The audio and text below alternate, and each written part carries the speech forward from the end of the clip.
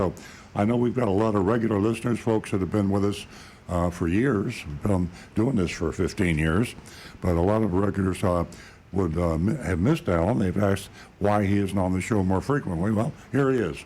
So take advantage of Alan Napier, and you can text us your calls at text your questions at 772-497-6530.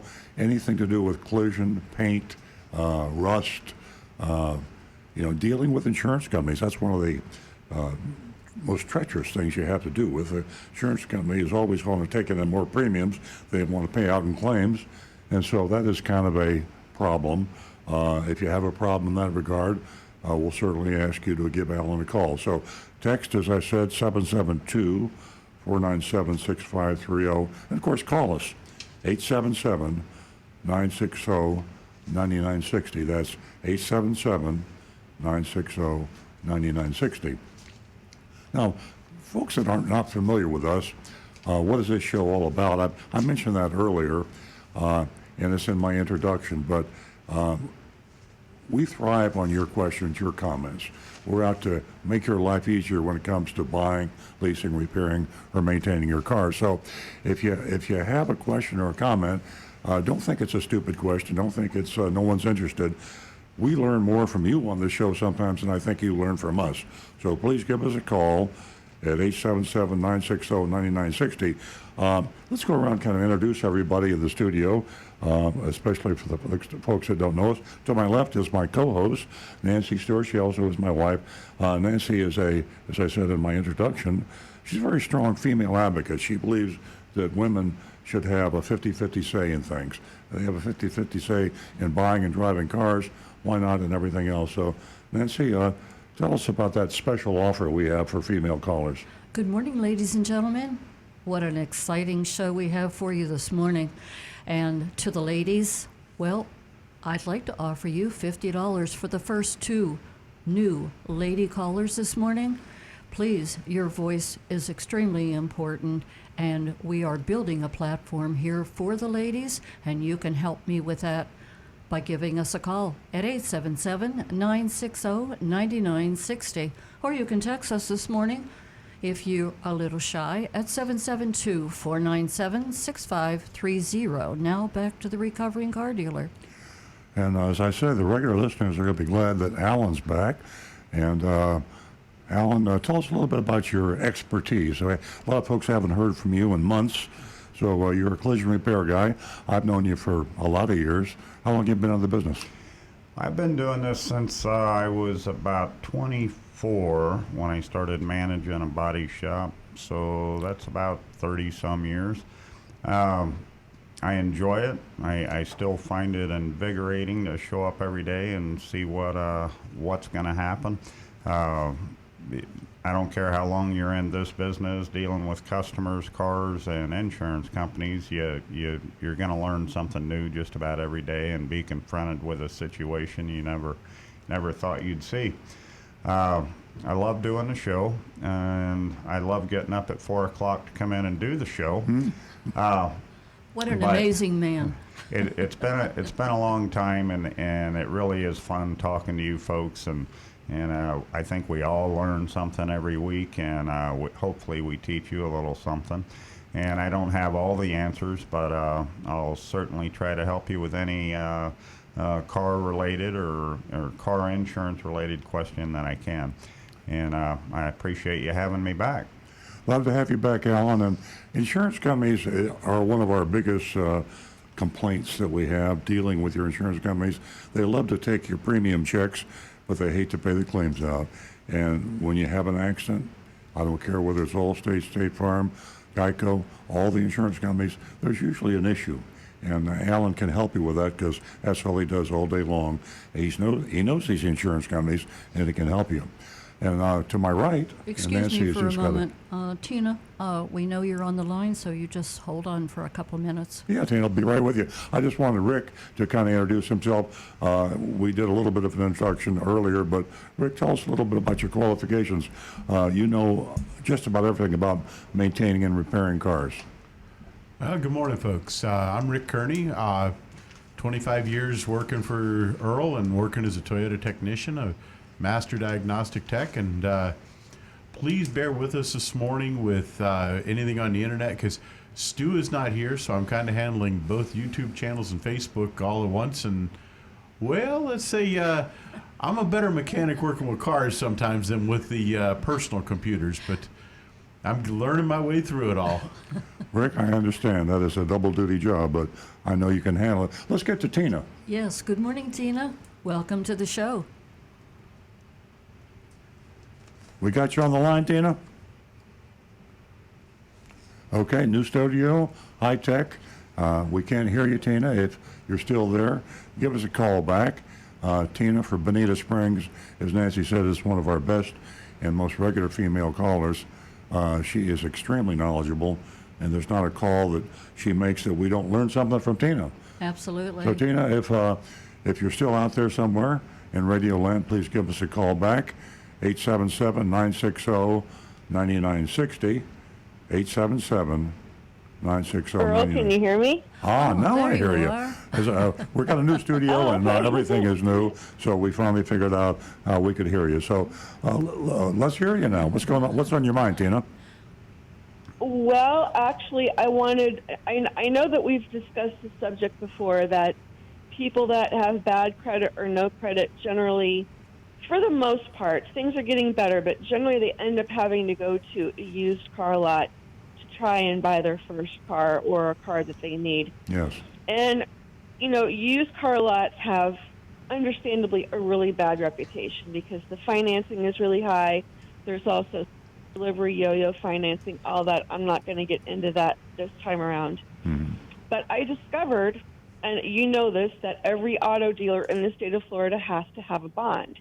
And the bond has to be at least $25,000. And what it is it's kind of like an insurance policy. If there's a disgruntled customer that tries to come back after the car dealer for valid reasons, then the bond company will work with the owner of the dealership and say, hey, listen, let's try to get this settled. Mm-hmm. Because if things escalate, what happens is the bond company will reimburse eventually the buyer, and then they will ask the money back from the auto dealer. And the thing is that the auto dealer in Florida, if he loses his bond, he cannot legally do business in Florida. Mm-hmm.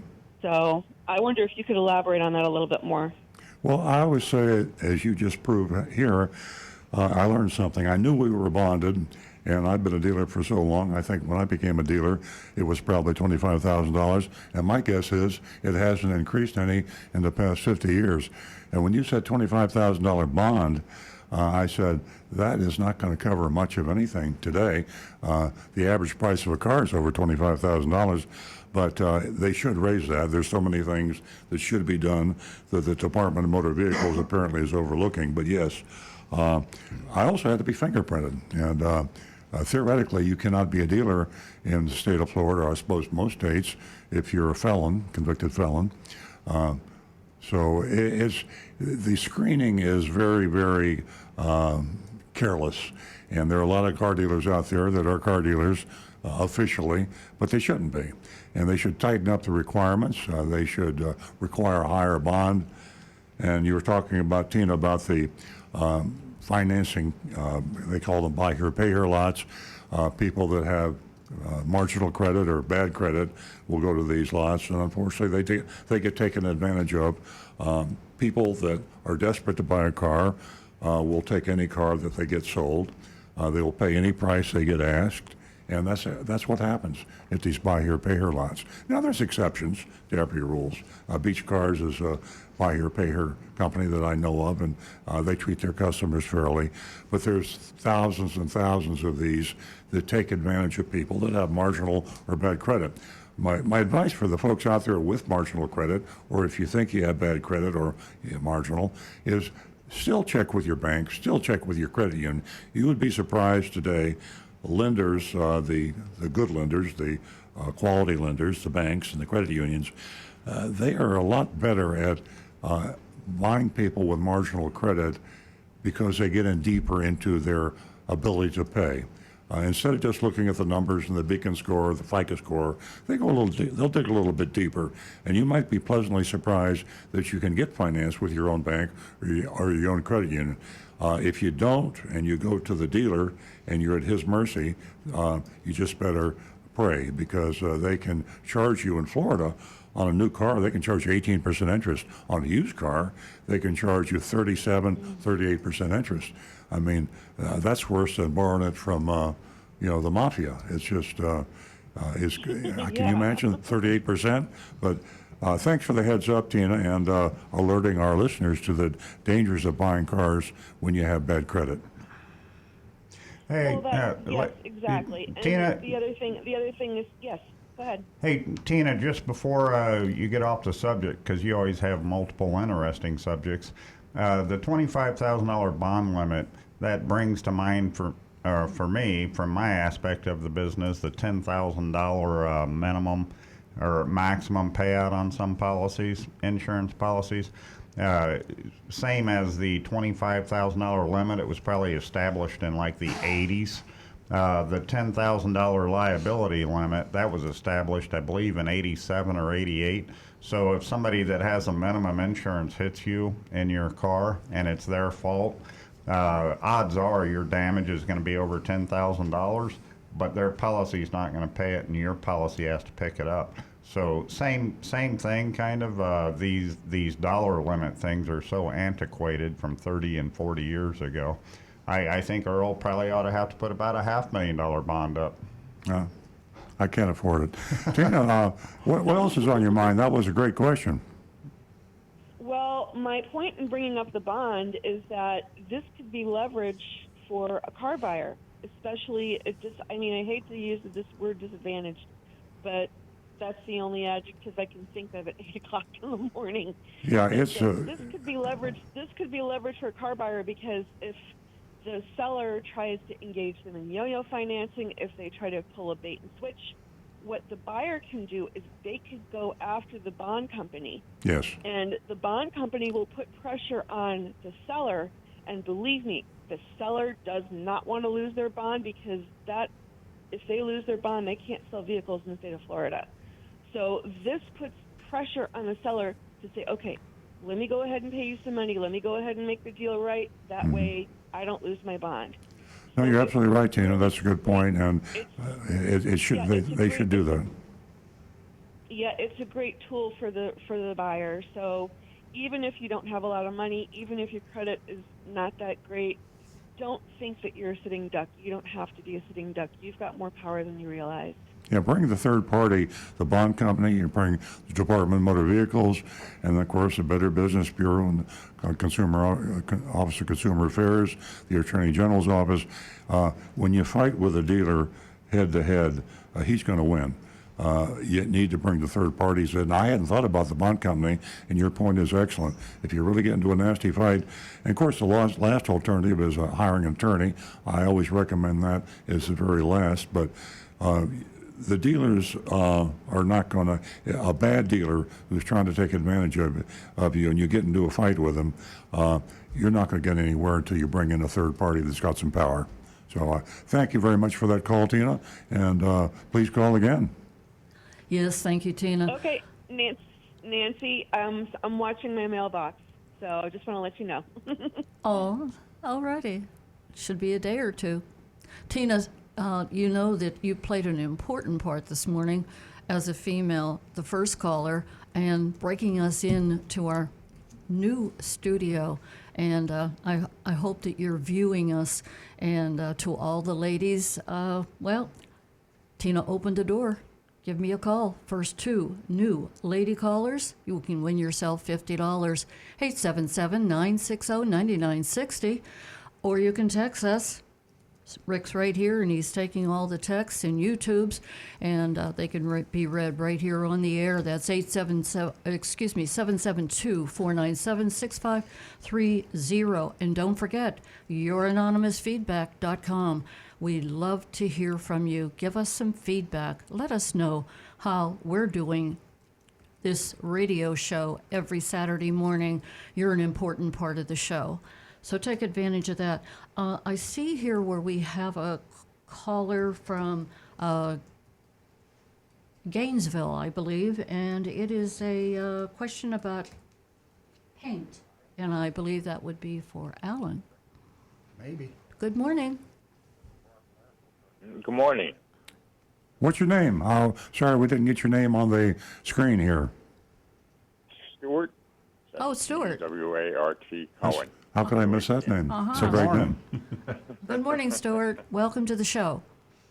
Morning. Thank you. What's your question? I have a 2004 Ford Taurus, and the clear coat is burning off. I live in northern Florida. I completely burned off the roof, and I actually spray painted it and clear coated it. And I went to wax it, and it all turned white from the wax sticking. But they're all over the car. The clear coat is burning off, and it's fading the paint. Is there anything I can do or cover it with to prevent the clear coat from burning off? Stuart, unfortunately, the answer to that is no. There's nothing you can do to bring that paint back or stop the degradation that's occurring once it starts like that. You can't slow it down. You can't stop it. The only correction is to get it repainted. And when you said that you base coated it and clear coated it, were you referring to you did that yourself, like with aerosol at home? I did that myself with aerosol, yeah. Yeah, and then you tried to apply wax to it, and it just kind of made a mess Yeah, of it. it was very dark. I Yeah. mean, it looked okay, and it did have hatch marks on it from spraying, up backwards and forwards and left and right. Right. And the wax beads. When it rains, it beads on the roof, but all the wax sort of like suck into the clear coat. Yeah. So it's nothing but white streaks on the roof now. Yeah. Sounds like maybe you might have hit it with the wax a little too soon. Yeah. I don't know really where you go with that, doing home remedies, other than trying to wash off the wax that's on there using what you have at home would be like Dawn, not Dawn, well, actually Dawn too, but Palmolive, the standard dish soap, the really harsh stuff, that'll take the wax off for you. And Oh, really? yeah, just use warm soapy water with dish soap and try to get that wax back off of there, because if you are having a problem with the paint curing out and it's not cured and you put wax on it, it can't release the solvents anymore, so the cure process stops. So if you can get that wax off and let that paint that you put on there breathe and let it harden up for 2-3 weeks. I don't know what you sprayed on it, but give it 2 or 3 weeks in the Florida sun, and then try reapplying your wax, and you might have a better result. But as far as the rest of the car, You're saying Palmolive, like Palmolive and water and the sponge to wash it down, or use a rag? yeah, just use a wash mitt with warm water. And the Palmolive dish soap and Dawn are very harsh detergents. A lot of people wax their cars all the time and then wash them with dish soap and wash the wax right off again, not knowing. But it's a really good wax stripper. So in your case, you need to use that. And but as far as the rest of the car, I know it's an older car, and if you invest a little money in it with a Mako type paint job, if you're going to keep the car forever, it's worth the investment. $600-800. The car runs perfectly. I've only Yeah. got about 87,000 miles. I've had no problems with it. Yeah, if you're going to sell the car in the next year or two, sell it as is, because adding a shiny, pretty paint job is not going to increase the value of a 15-year-old car. But if you're going to keep Right. it's worth the investment, so you don't start getting that surface rust. Okay, I'm going to try that Palmolive with that Dawn. That sounds like a good idea if it'll get the wax marks. At least the roof will look decent again. Yep, sounds good, By Stuart. the way, I've been watching your show. This is the third time, and I think it's a great thing to watch. I love watching your show. Well, thank you, Stuart. Well, spread the word in Gainesville. That's I was in Gainesville in 1964. I'm a Gator, and haven't been back since. Oh, Call again, but please. We'd love to hear from you. okay. I'll call back next week. Thanks, Stuart. Thanks, Stuart. Thanks and good luck. Okay. Okay, we got 877-960-9960. Love to hear from you. 877-960-9960. And of course, the text number, 772-497-635. I'm sorry, 497-6530, 772-497-6530. And I got to mention, we're on Facebook. It's just facebook.com/Earl on Cars. And we're on Periscope, and we're on Twitter, and we're on YouTube. So please watch us, stream us, listen to us, whatever you want to do. How are we doing on the postings, Rick? Well, we've got one question so far from Ernesto. He's actually asking, are all Toyota certified, let me get this right, are all collision centers at a Toyota dealership Toyota certified? And if not, what's the difference between a certified and non-certified one? And he's actually got a follow-up on that, asking, why do the insurance adjusters seem to underestimate the time for repair and cost compared to the collision center estimate? He says he understands it may change due to unseen damage once the repair starts. Before we get to that, I'm going to ask Doug and Nick to hold on, and we'll be right with you. Alan? Okay, addressing the certified shop first, the difference between a certified and a non-certified, and we'll just stick with Toyota dealers, is your agreement to repair vehicles in a safe and ethical manner. You can lose your certification, say, if you use heat to straighten a frame rail. You can't do that anymore. Yeah. Back in the old days... Don't get too technical on us, Alan. Yeah.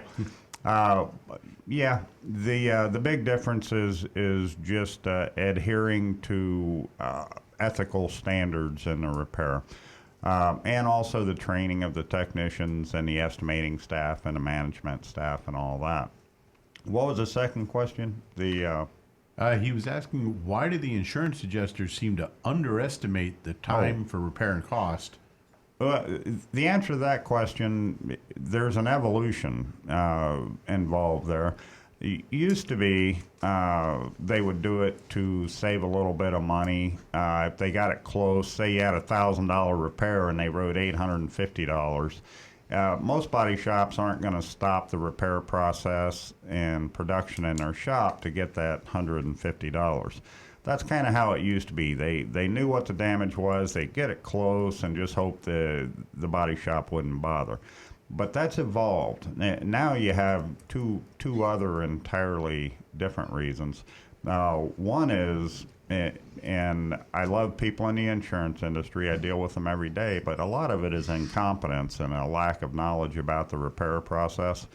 More often than not, your insurance appraiser that comes to a body shop to inspect a car for damage is somebody that's got a 2-year business degree and they're really good with a computer, and they send them to a few classes on how to use the software, and they send them out to the wolves being the body shops. Al, let's wrap that up as quick as we can. We have 2 callers here, and this was a text, so we can get back to that after we take our callers. Okay, remember, ladies and gentlemen, 877-960-9960. We're going to go to Doug, and he is a regular caller from Boca. Good morning, Doug.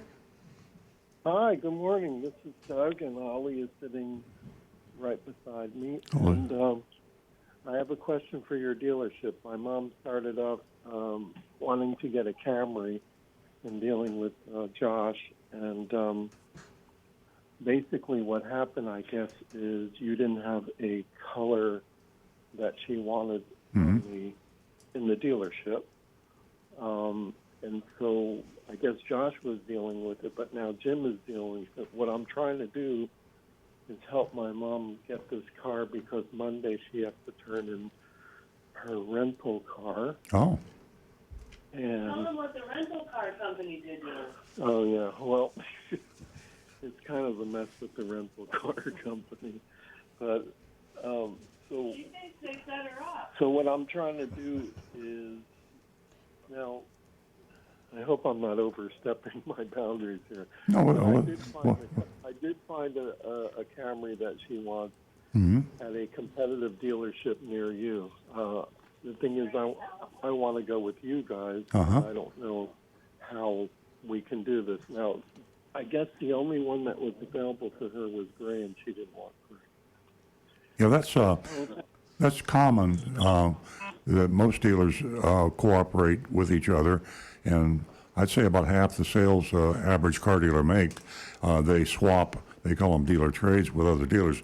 There's a huge number of combinations of colors and equipment and models of cars. A dealer can't afford to stock, 1,000 or 2,000 cars, generally speaking. So they trade back and forth. So yeah, we can trade with the other dealer to get the right color for your mom, and all car dealers do that. It's very common, no problem at all. And typically, when you buy a car, Doug, from any dealer, if you're buying a car and you're in a rental car, they'll loan you a car. There's really no sense in you paying money for a rental right now. If you're buying a car from me or any other dealer, they'll give you a demonstrator or something to drive temporarily until the exact car that you want to buy comes in. So all of those problems can be resolved. Great. That's great, but it wasn't offered to her at the time, and so the thing is I think what they said is it could take up to 12 days, but I did find the one that she wanted at a competitive dealer that's very close to you. Oh, okay. And I'm just trying to help her out because she's Sure. kind of... Well, that's not a problem. Well, I'll tell you after the show. You call me, give me the name of the dealer, and we will dealer trade with that dealer and cut that time short. I'm not sure why they thought it was going to take so long, but I'm glad you let me know about that. Awesome. Okay, well, that's why I called, because I know you solve problems. And, Well, thank you. Thank you. Ask her about what the rental company is doing. Oh, yeah, the rental company. One more thing. The rental company parked the car right near a wall, and my mom is, she's In her 80s.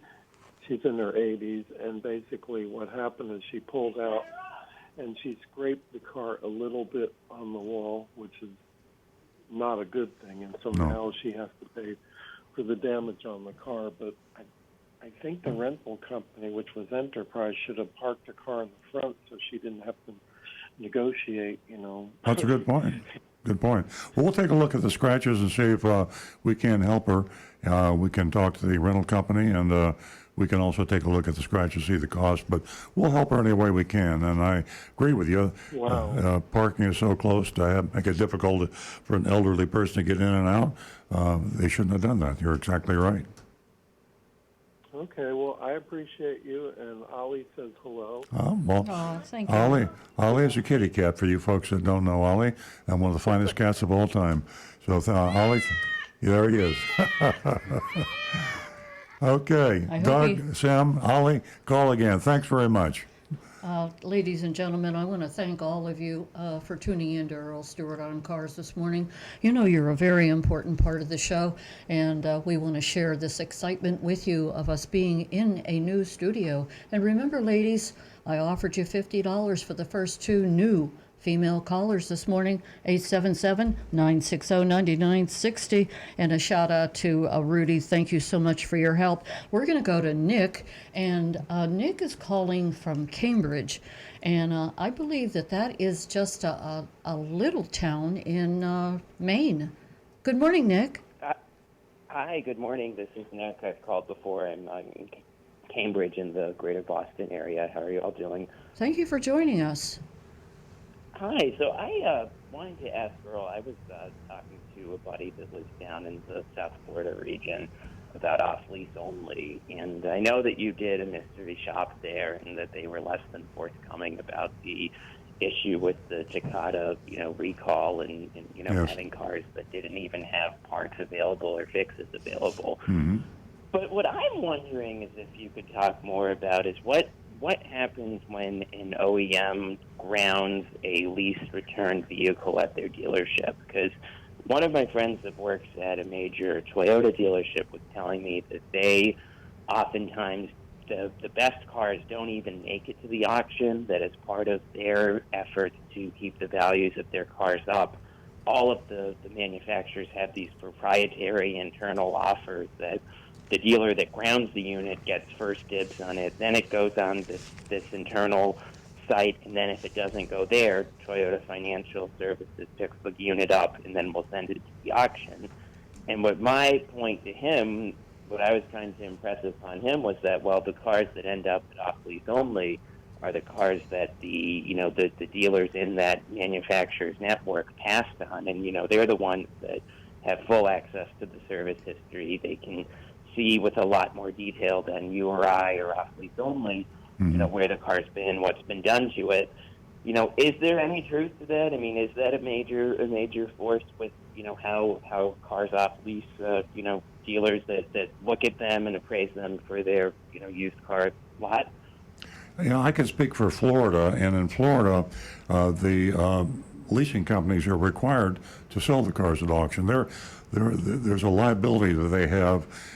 They have to be sure that they maximize the value of the car at the end of the lease. If they don't want to be accused of, remember that the lessee has an option to purchase, and the option to purchase is fixed in the lease contract. Sometimes at the end of the lease it can be an attractive price. The market value could be much higher than the residual value, which would be the option price to purchase, and that's a bonus for the lessee. Usually it's the other way around, but it nevertheless is part of the contractual lease agreement. Back years and years ago, the leasing companies would play games with these off-lease cars, and they would maybe sell them to a dealer at a subsidized or lower price than they should. The amount that is paid on the lease return is supposed to be fair market value, and the leasing companies are liable for that. In Maine, I'm not sure what the state law, or if there's a federal law that trumps the state law. I'm not sure, but I would be surprised if Toyota leasing in the state of Maine is not trying to maximize the price on the vehicle. Remember, the leasing company is like a separate entity. It's a total separate entity from the dealership.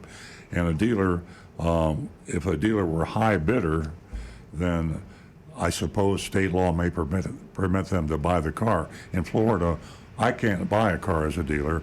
I have to give the car back to the leasing company, be it Toyota Leasing or whoever is the leasing company, and they have to run it through a public auction.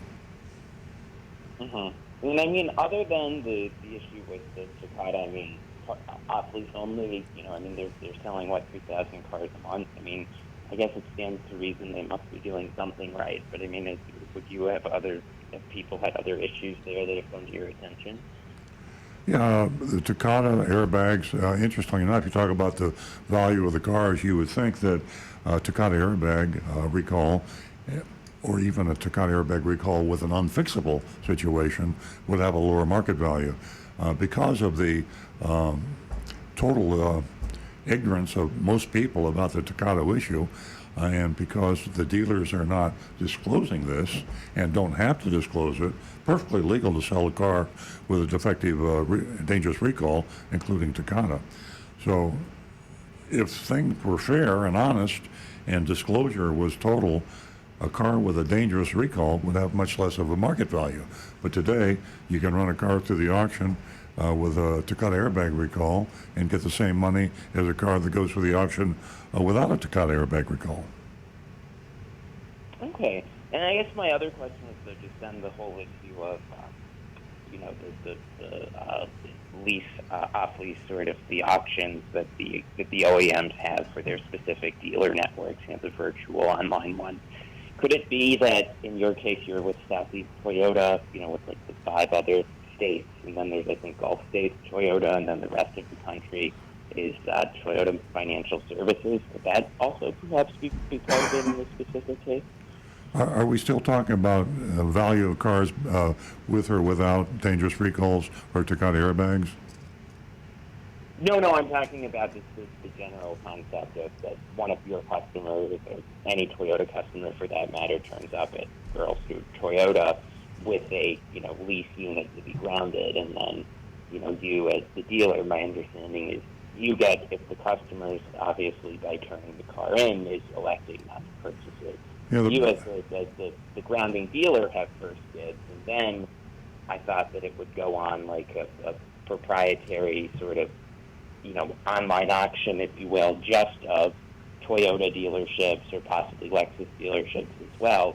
with the idea being that, they would hopefully buy it, sell it as a TCUV unit rather than have them, turn up at the auction. And then there's, of course, auction fees, transport fees, and, what have you, that it's better for all parties if they can keep the units out of the auction. The procedure with Southeast Toyota is when a car comes back, and this is the 5 southeastern states, it must return to a Toyota dealer. And they will do an inspection on the car, and they will write up what has to be paid by the lessee because of maybe tires are too thin, not much tread, and unusual wear and tear beyond normal wear and tear, dents and scratches, things of this nature.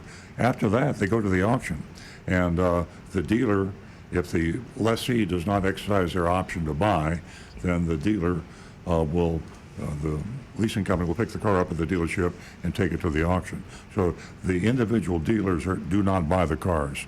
They're not offered that option to buy the car by Southeast Toyota.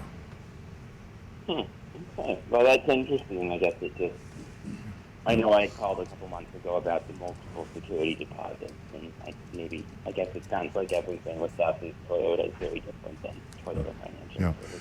No, At any rate, go ahead. Go ahead. No, I was going to say, I'm pretty sure this is state law, and I think it covers all manufacturers. Okay. Well, at any rate, I enjoy listening, and I appreciate all that you do to help the Pipeline public. And your reach is far outside the South Florida region. So. Well, I hope I answered your questions. I get the feeling that there's still some question, but I don't know exactly what I can answer. There is no funny business going on, to my knowledge, with any of the leasing companies. The cars come back, they go to auction, and it's a bid process. Auction fees, by the way, are nominal, especially for a large volume. Toyota Leasing would have tens of thousands of cars coming back every year, and when they go to auction, they probably pay a very nominal auction fee. They could theoretically have their own auctions, but I don't think they do that. All right. Thank you, Earl. Thank you very much for the call. Thanks for the phone call, Nick. Keep on listening. 877-960-9960, or you can text us at 772-497-6530. And Meg, we're going to go out to Wellington and join you. Thank you so much for giving us a call this morning. What can we do for you? Hi. Good morning. My name is Meg, and we purchased my son a Ford Fusion approximately 4 years ago. I don't recall exact age of the car, maybe 2007. It's been a good vehicle, but and we did get the airbag recall replaced, the Dakota airbag. Question now is, we're almost finished having it paid off, and we would like to trade it in maybe in another 10, 12 months. But the power steering intermittently will go, and it makes it difficult to have a reliable car for him going back and forth to school and working. And we brought it in to be fixed, and they couldn't repeat the problem, so they said you have to have it towed or get us a code number. And we never know when that's going to happen. We have an extended warranty on it, but they will not replace it unless we get the code or the problem. They will not just replace it, so then we're out of pocket. My concern is the safety issue for him, and I don't want to trade a car in that we know has a problem. I don't feel like that's really morally correct, ethically. Any thoughts? Well, you have to have the car at a dealership or an independent repair company to get an estimate, and I would probably suggest that you get more than one estimate depending on the cost. The repair of a power steering system on a Ford Taurus could vary considerably as to what was wrong. I'm going to ask Rick that question. What sort of a range in expense are we looking at? Well, the biggest difficulty she seems to be having is it's an intermittent problem. Yeah. And it's not occurring when they go to the dealership, when they're taking it into the shop. And unfortunately, the extended warranty companies, in my experience, they're very, very finicky about that. They don't have any wiggle room on saying, oh, okay, we understand that it's an intermittent problem, and we may need to, try different repairs to try to solve this Meg, issue. let me ask So- you a question. How intermittent is it? If I missed it, and you said it earlier, every other day or every few No, hours? not that often. Every few weeks. Yeah, that's a tough one there. I was going to suggest that you let the independent mechanic or the dealership drive the car, but you don't want to leave it for weeks and weeks until it happens again. Alan, you got a thought? Well, it sounds to me like the warranty company probably, when it does fail, rather than continue to drive it and get it to the dealer, and of course it corrects itself, or the computer corrects itself, whatever. When it fails, down the car immediately and tow it to the dealer while it's in that failure mode. And even if you don't have coverage through your warranty policy for the tow, it may be worth it for you to spend the $100 to have the car towed while it's failing to the dealer. Don't start it, don't do anything until it gets there. Because you could have a $1,200-$1,800 repair if you need a steering gear or something. Yeah, my like concern, that. if I were Meg, it would happen on I-95 at 97 miles an hour. Yeah. And it's I can see where she's concerned about the safety issue, and you just can't suddenly stop a car sometimes and get out of the car and Right. say, "Come tow it." But that's a real dilemma, Meg. Rick, is there any kind of monitoring tools a dealership can put on a car that when it occurs, it'll freeze that issue in the computer somehow? Really, not that I'm aware of, unfortunately, because they used to have those, but what they did is they integrated monitoring systems into the car. I don't know why it's not storing any sort of a trouble code. What year is that Ford Fusion, ma'am? Megan? I believe it's 2007, approximately. Okay, so that should be a hydraulic system. Meg, what I'm going to suggest is, sounds a little shady, but you might want to consider trading that car a little sooner. And if you're really, really concerned about your son's safety, you might start looking at other Ford, later model Ford Fusion or whatever you want to buy, bring the car in and get it appraised, get 3 competitive bids, be sure that you're getting a good price, and so move your buying up a few months. You said you were going to buy a car in a few months anyway. Rather than have months of your son driving the car, worried about his safety, just trade it in. You there, Meg? Trading in a car that isn't really fully functional either, and I don't. Well, it's a moral dilemma, I have to tell you. I wish I could give you a clear-cut answer, but it seems to me you're caught between a rock and a hard place. You're concerned for your son's safety. I totally understand. One solution would be what Alan said, is you can just drive it, and hopefully you can pull over the side of the road fast enough, have them tow it, and then the intermittent condition will be able to be diagnosed. But that might not happen in a time when he can pull over the side of the road. So, Exactly. so you have to choose between trading in a car that you know to be unsafe, or letting your son drive it for a few months until it finally does misbehave and you can have it fixed. And I wouldn't want to be in your shoes. It's a sad situation, but Right. I can't think of a better magical solution to your problem. Yeah, I kind of thought that was going to be your thoughts, but I just didn't know if they can find an issue with it by bringing it to a mechanic. Intermittent problems find it are replicate. are very, very difficult, and you could spend a lot of time and a lot of money trying to get something diagnosed that they just can't find. It's just like anything else. We get them. I'm a car dealer.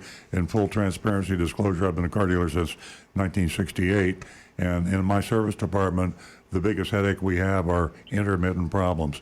And sometimes yours is particularly difficult because it only occurs every few weeks. It's hard enough to diagnose a problem that occurs every few hours, but every few weeks it's almost impossible until you catch it in the actual act of failure before you can diagnose it and fix it.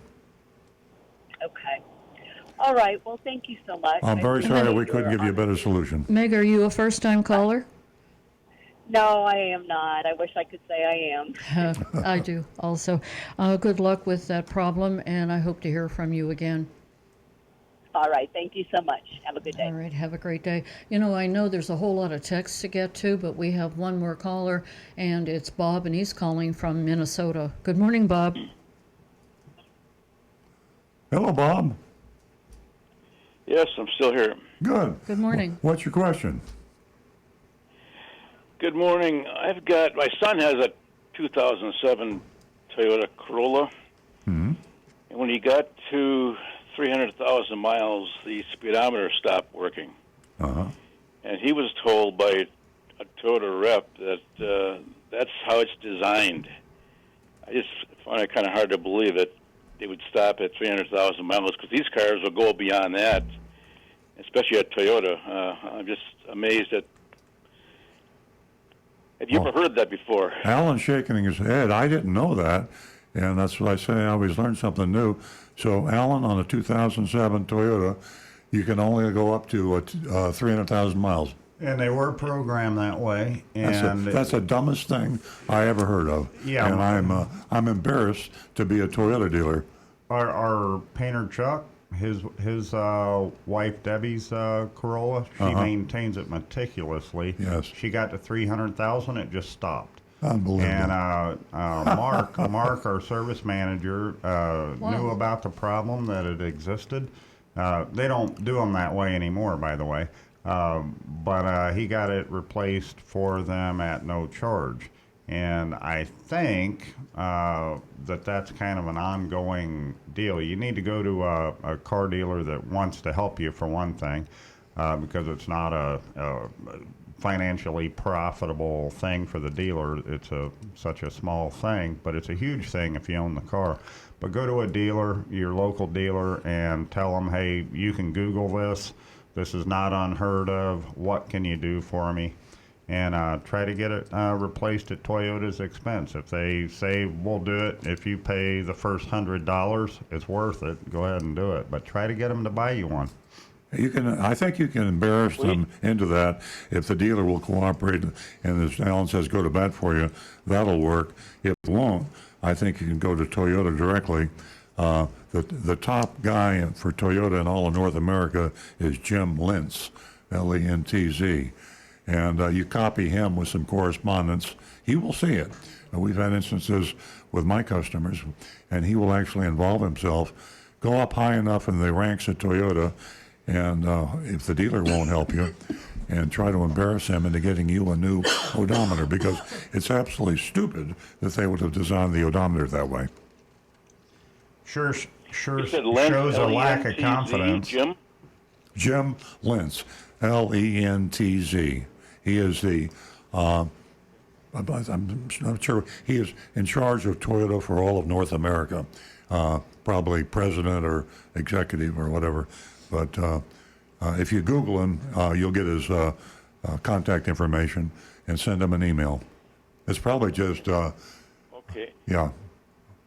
I was going to say, Another quick question. I'm in the process of looking for a new car, and when you go to a dealership, of course you can take it out and take a test drive, but it just doesn't give you a good idea what the car is like.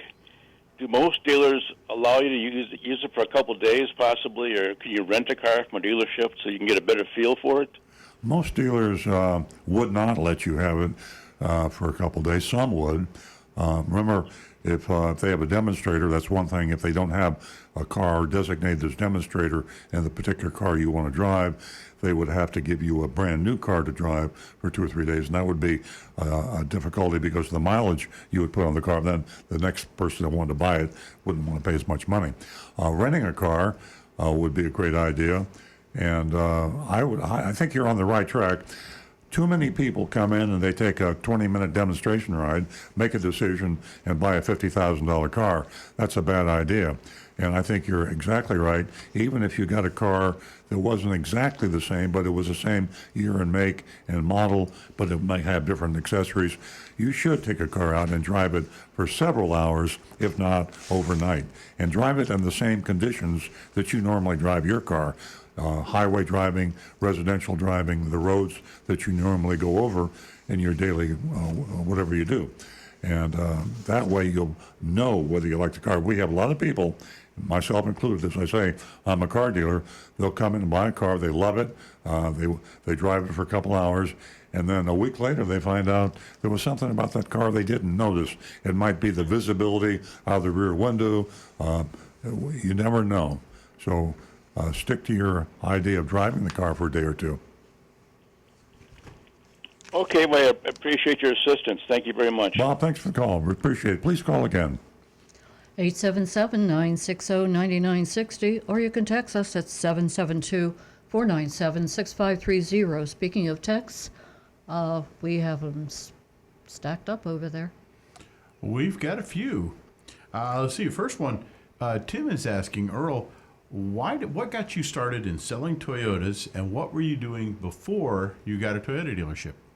I was a Pontiac dealer, Tim, and it was I'll try to make this fast, but it's one of my favorite stories.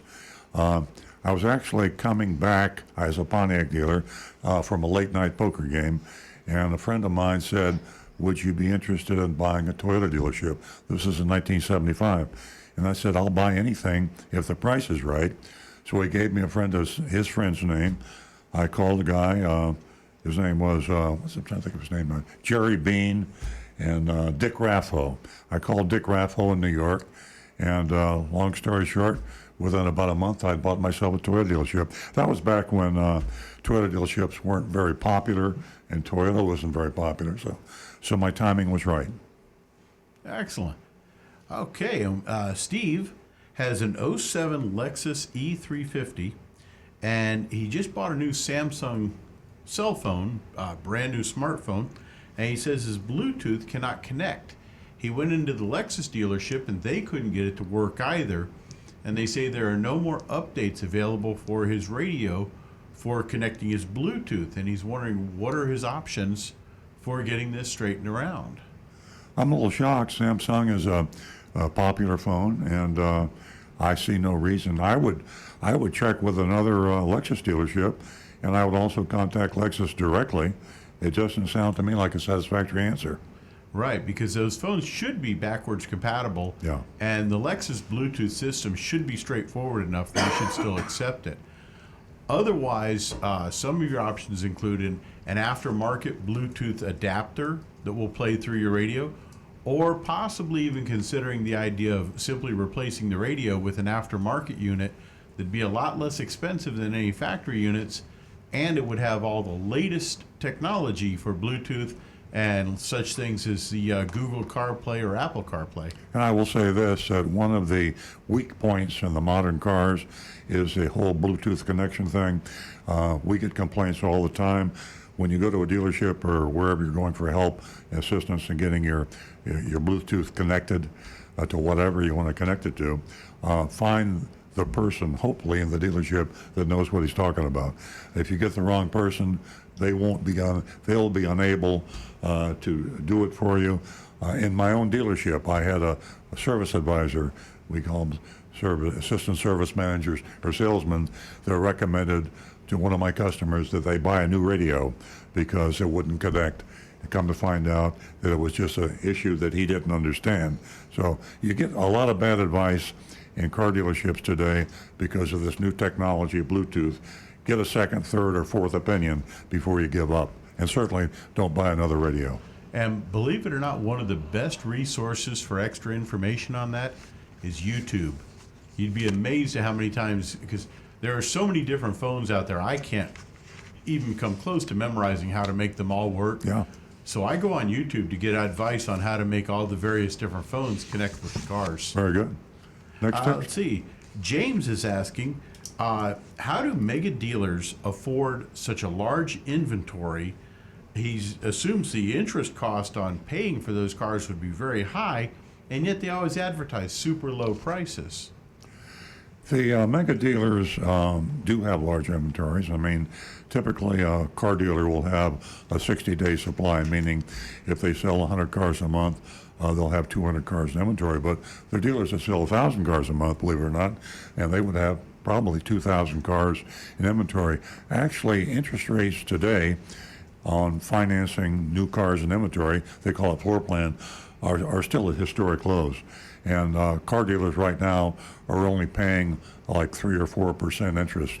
And compared to years ago, as a car dealer, I can remember back in the 70s, I was paying 20% interest on my inventory.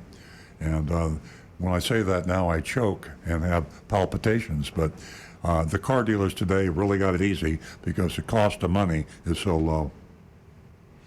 Okay, next one.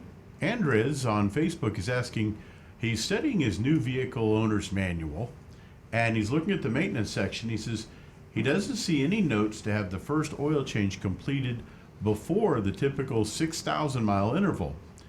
Is the initial oil change at, say, 500 or 1,000 miles required these days? He says, I was very concerned with the oil in my car as it looked very dark.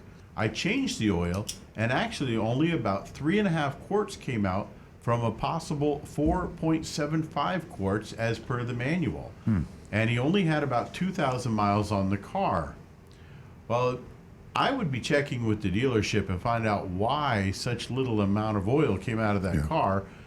But normally with most new cars, you're totally fine to follow that owner's manual and have your first oil change done at whatever interval they say, whether it's 5,000 miles like a lot of them, or 6 or 10,000 miles, or even in some cases they have it at 7,500 or other intervals. What model car was that making? He doesn't say what the model was. One of the things that I'm shocked about are the variability between an exact same two different cars and how much oil they'll burn.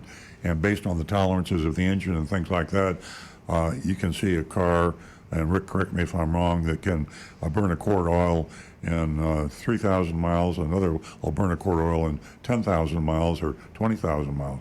So it's individual cars will burn oil at a different rate, and you need to monitor it and have the dealership or independent mechanic monitor your oil and see how fast you're burning.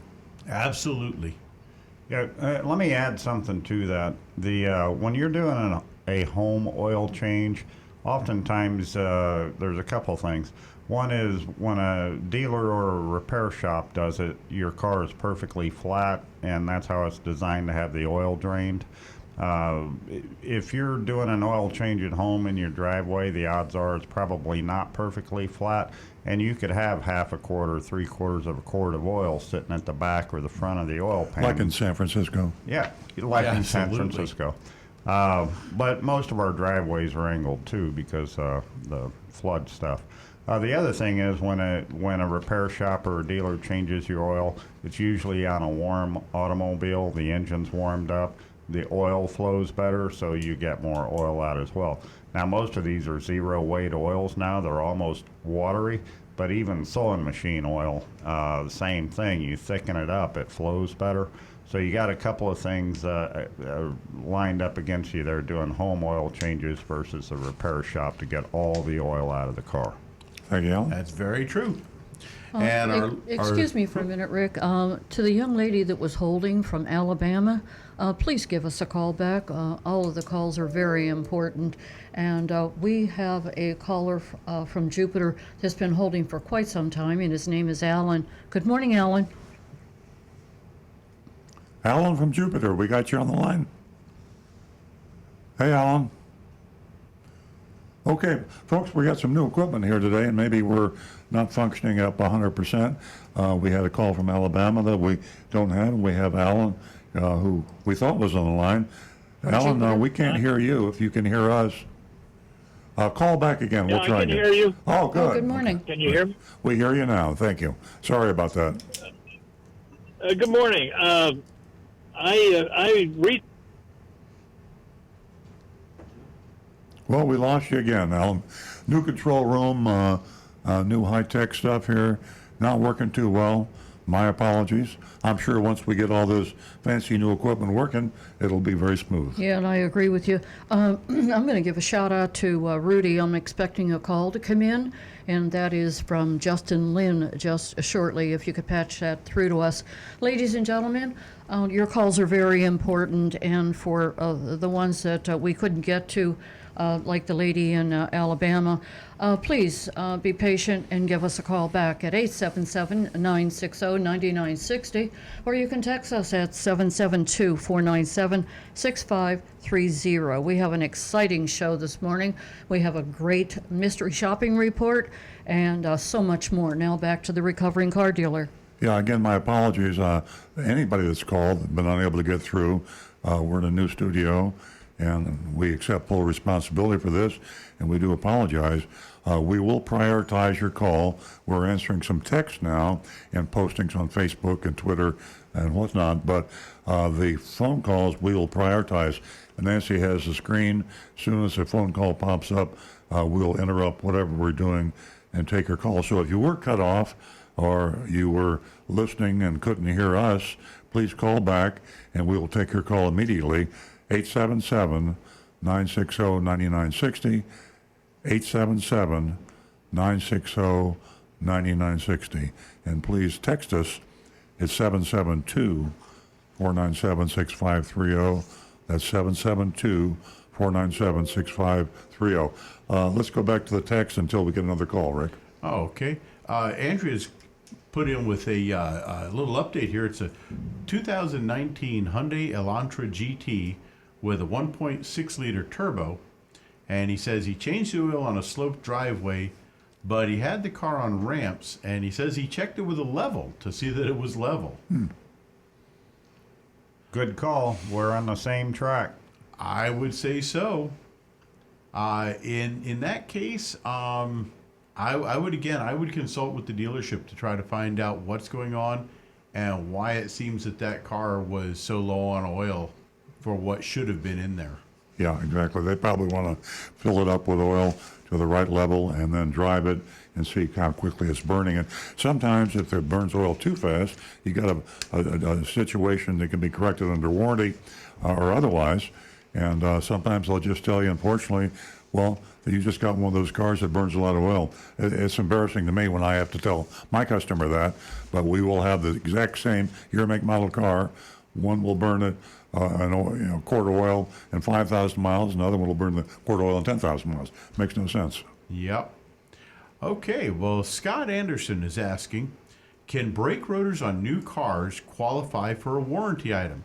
He says his front brakes are shaking very badly when applied, and he checked and he has around 85 to 90% of the pads left, and the car only has about 20,000 miles, which he bought brand new. And I can answer that one absolutely yes.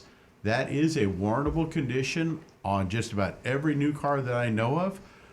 So I would advise taking it to the dealership and let them know what's going on, and they should be able to verify that condition and straighten it out for you quickly and easily.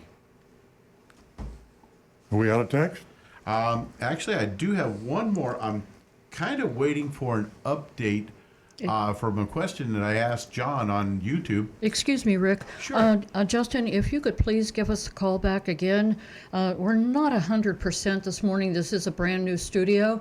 And if you called 877-960-9960, that was the correct number. So give us a call again, please. We do know that you did call twice. Yeah, Justin Lynn is an attorney that we asked to call. And Justin, if you're listening, please forgive us and try again.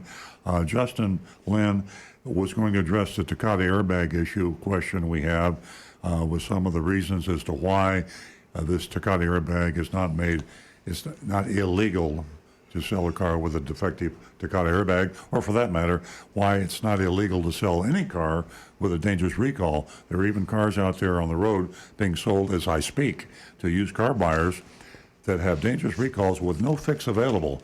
And in the United States of America, it's perfectly legal to do that. Makes no sense. Justin is an attorney. We'd love to hear from him. So if you're out there, Justin, try again. I think what might happen is the calls back up. We get too many calls, and then you get a busy signal or we hang up on you. 877-960-9960, 877-960-9960. And please call us back, or anybody call us back. We will prioritize. Yeah. Now, Justin, I'm really sorry that line's still busy, but if you could try one more time, we may have to resort to texting. At any rate, ladies and gentlemen, please take advantage of that number, 877-960-9960, and you are an important part of the show. Did you know that between 2015 and 18, the top 4 years for recalls, it was the most recalls in U.S. history. You don't wake up without seeing a recall. I mean, it's everywhere, and it's an important topic. So I hope we can get to that topic with Justin. And remember, we do have the mystery shopping report coming up, and we'll get to that also. Now back to the recovering car dealer. How are we doing on text, Rick? Okay, I've got 2 more here. John is asking, he says he saw a true car that had price higher than 3 different dealership website prices, and I was verifying with him. He says it's 3 dealers over on the west coast of Florida, 3 different dealers that had lower website prices than True Car. Unfortunately, website prices don't mean much because all car dealers in Florida charge exorbitant hidden fees on top of the advertised price. On top of the advertised price and the quoted price. You call on the phone, you walk into the dealership, the price that the salesman tells you is understated by sometimes thousands of dollars. So your true car price is probably a good price, although I do say this, whether it's True Car or Costco or Consumer Reports, wherever your third-party source is, cars.com, there are a lot of third-party pricing sources out there. Shop and compare that price just like you would a price that was quoted by your local dealer. But online prices or advertised prices, they're all understated by, there's a dealer in South Florida that has a $3,000 dealer fee. And when he advertises a price and you go in the buy the car at that advertised price, it's $3,000 higher. Hidden fees are the way to add profit to an advertised price, and they should be illegal, just like unfixed Takata airbags. Any more text, Rick? We do. They're coming in hot and heavy. Amy is asking, she says, I have 5 months left on my Buick Encore lease, and she's able to turn the car in early through a pull-ahead program. But she says she doesn't want to lease another Buick or GMC car. She says, I would love to get another Toyota. Have had several Toyotas over the past 35 years. What's the best way to handle this? Is it best to just be patient? I do not want to roll the 5 payments into a new lease or purchase price. What's her name? Amy. Amy. Okay, excuse me for interrupting, but we do have some callers on hold. And Rudy, I have lost that screen. What we're going to do is Amy, I'm going to get back to your text, but we have to prioritize our callers, so we will take absolutely. the calls. And what we're going to do is we're going to give Justin a call right now. But I do not have the callers up on my screen right now, Rudy. If you can patch that over to me, I'd appreciate it. Okay, do we have any other callers? No calls at all on the screen. Okay, then I will answer Amy's question. And I just forgot what her question was. She has a Buick Encore with 5 lease payments left. Exactly. You're caught in the lease trap, Amy. You've got a car that is from a particular manufacturer, General Motors, Buick, and they have you locked in. If you don't buy that car from them, they're going to charge you a lease disposition fee. They've given you a special now, special deal to lure you in to lease another Buick. And that's the reason the manufacturers and the dealers love leasing. I always say, all things being equal, I'd recommend you buy the car. You're out of the clutches of the dealership and the manufacturer when you buy a car more than you are with a lease. With a lease, they got a string. It's like a yo-yo. And you got to keep coming back and leasing another car or buying another car. You're just going to have to bite the bullet. If you want to buy a Honda or Toyota or something else, you will have a lease disposition fee. And then be very careful when you turn that lease in. They'll go over that car with a fine-tooth comb. And if you have what they define to be abnormal wear and tear, your tires are too thin, a stain on your upholstery, too many miles, they're going to hit you with a big charge. When you break off with whoever you're leasing from, General Motors, Ford, Toyota, they will penalize you. And that's the reason I don't like leasing that much. Okay, excuse me, ladies and gentlemen, we do apologize. We are trying to adjust to a brand new studio, and if you have called and we lost you, please give a call back. And I believe that Lee is holding right now. Good morning, Lee. Lee, are you still there? Oh boy. This is very embarrassing that we are having this problem. You may be there, Lee. Sometimes I speak like I'm speaking now, and suddenly your voice comes, and you're probably, I hope you're listening to me. And now I hear a There dial it is. tone. There Lee, he is. Yeah. Chaotic first day in our new studio. We And- knew it, though. We Yeah, knew it was know. going to happen. We know it. I guess if it's going to happen, just like buying a new car, you get some few bugs and you get Yep. them fixed, and hopefully we'll get this thing fixed, and it won't happen again. Fortunately, the texts are working pretty well. I think we have one text we haven't answered over there, Rick. Yeah, and I just lost it for a moment here. I'm working on I'm well, having let me- computer let me- issues too. Let me say something. This is being an interesting day. Let me say something. One of the calls that we really look forward to from Justin Lynn, an attorney. He's an attorney in both New York and Florida. We had some discussions during the week, and he was going to help me address the issue of the legality of selling cars all over the United States with dangerous recalls. Common sense tells me, and tells you, I believe, our listeners, it should be illegal to sell me a product that can kill me. I mean, you're not going to be able to buy a product, most other, I'm sure that if you had a baby carriage or you had a loaf of bread, if you ate it, it would kill you. It'd be illegal to sell. Why is it legal to sell me a car or you a car with a defective Takata airbag that can explode in your face and kill you, and there's no fix available? There is no reason for it. So Justin Lynn is trying desperately to call and address this issue. I have another theory that I wanted to talk to an attorney about, and that is, on the other side of the law, if I am president of AutoNation, the largest retailer of cars in the world, and I have cars in inventory that have defective Takata airbags or other dangerous recalls, and I don't sell them, am I subject to a suit by the stockholders because it's my fiduciary responsibility to make a profit for AutoNation? And here's a car that's perfectly legal to sell, but I make a moral decision, I won't sell it, I'm going to ground those cars, and it costs AutoNation profit. The profits go down, the stock price goes down, and I get sued by the shareholders.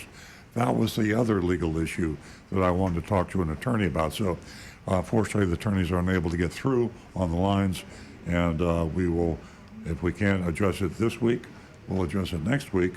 We're in a new studio, and things aren't working too well. We're getting there, folks. We're working on it. Yeah. Can't even get through on the text now, huh? I had to restart the whole computer system here. I'm Okay. bringing it back Okay, up. excuse me, guys. Ladies and gentlemen, we again reiterate we are having some difficulties. This is a brand new studio, and I got word that things have been frozen up, and we are expecting Justin Lynn, the attorney from New York, to give us a call, but we're having difficulties with that. So please bear with us. Back to the recovering car dealer. I think Alan had a point. Yeah, I wanted to go back to an anonymous question that we got the other day. A guy was, he wrote in, he was questioning whether he should pressure wash his car or not when he does his cleanups at home. And like most of us in South Florida, we all have pressure washers because our sidewalks and our roofs mold and so on and so forth. And I gave him kind of a short answer, written answer. But the long answer is don't pressure wash your car unless there's a specific reason that you need to. Whenever you pressure wash a car, there's so many problems that can happen, especially if you do it under the hood. If you get some of these electronic components wet or the wiring harnesses, it can make your car undrivable. We've gotten coils wet before we figured out that cars were evolving and they can't take that high pressure anymore under the hood. So never spray any water, even with a garden hose, under your hood anymore. Those days are gone. But as far as the exterior of the car, the professionals do it for speed, just to get that car rinsed off really fast and move on. They're doing it for money. If you have the time at home, don't pressure wash your car. Around the windows, you can blow the rubber gaskets out, get water in your car. If you have any kind of a paint defect at all, that pressure washer is going to make it real obvious, because it's going to blast the paint off of your car. And pressure washing bugs off the front of your car is not a good idea. You got to soften those guys up with some soap, and you got to scrub them off with elbow grease. And that's my long answer. Thank you, Alan. Okay. Alan stretched that out because we have no callers and no texters. So Actually, we do. We have been waiting for Justin Lin, and we thank him so much for calling in. And sorry for all the difficulty, Justin. Justin's giving us a call. As I said, Justin Lin, a attorney. I'm out of breath. Well, let me handle that. Justin, let's start out with this question, which I posed earlier because we couldn't get you through on the phones, and I apologize for that. This question, Justin, if you can answer it for me, why is it legal for any car dealer in the United States to sell anybody a car with a dangerous recall that cannot be fixed? So, good morning. Good morning. How you guys doing this morning? I'm doing fine. I'm sorry that you had to try so hard to get through, and I thank you very, very much. And I should have introduced you better, but I'm kind of out of breath like Nancy. Justin is an attorney. He's licensed in New York and Florida. He's a consumer advocate attorney, and he's a great attorney, and he cares about his clients, and he cares about car buyers, and he's going to try to help us out. Yeah, so from my understanding, is there's no law that stops someone from selling a used car with a known defect. Mm-hmm. There is a federal law that prevents dealers from selling brand new cars to consumers when they know there's a defect, or a defect was issued, or recall was issued. But as far as used car goes, and that's really the problem here, is because once a car is sold and it's in the used car market, the dealer has less of a ability to keep an eye on that car and to get it out of circulation. So the big issue here are the used cars, and there's no federal law that stops a dealer from reselling a used car with a known defect. Justin, let me ask you this. You're the attorney, but my impression was that our laws are based on, British common law, case law, et cetera. And there are certain laws that are almost implied, inherent. I thought, and I guess I'm wrong, I thought there must be some law somewhere that prevents a company from knowingly selling a product that can injure the buyer or kill the buyer. I know that there's a big hoopla in the media anytime there's a toy, a child's toy, baby toy, be it a crib or a high chair or whatever, that can kill people.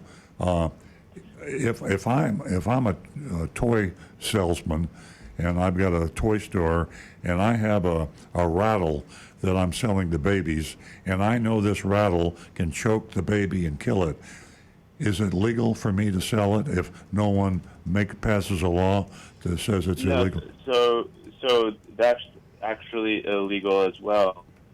The federal government passed in 2008 under George Bush the Consumer Protection Safety Improvement Act, and that Protection Act for consumers is more focused on children's toys, like you're talking about, and other direct consumer products. And it says that it's illegal for anyone to resell or sell a product with a dangerous or open recall. And but the problem with that law is, as you can imagine, with dealers having great lobbyists, is that law doesn't apply to car dealers. I think there's a carve out that shows that a car is not a consumer product under that act, that Protection Act. So it's not the type of act that would, or the type of thing that would fall under the act. Very interesting. But I can tell you. Go ahead. Go ahead, Justin. I'm sorry. So I can also tell you, though, kind of in that same direction, on June 26th of this year, 2019, Senators Blumenthal and Markey introduced in the Senate the Used Car Safety Recall Repair Act. And this act is particularly interesting because it's exactly what you're talking about. It's exactly the fight that you're fighting.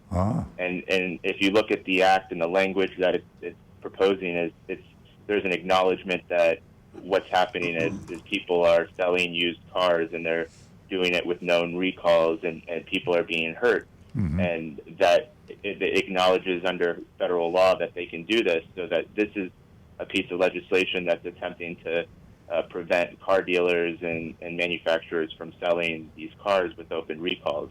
Wow. Well, I sure hope it passes. I'm delighted to hear that. I'm just baffled as to what the logic could have been. I think you said, and you answered the question, lobbyists have lobbied the legislatures to give a little outage for car dealers. I mean, if you sell a consumer product, I don't know what a car is if it's not a consumer product, but they define cars as non-consumer products.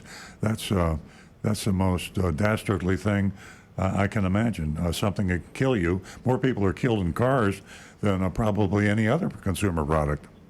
Well, I was thinking the same thing, and I found some other interesting stuff this morning. Did you hear about the FTC decision that allows the dealers and the manufacturers to advertise their cars as certified or safe as long as they disclose the recall?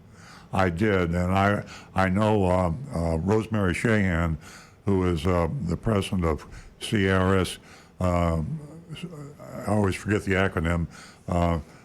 Citizens Against Repair, Safety and Repair of Cars, something like that. But she's out of California, and she's the one that led the suit against the Federal Trade Commission, and she lost. And again, that had to do with lobbying, I'm sure, by the auto manufacturers and the car dealers.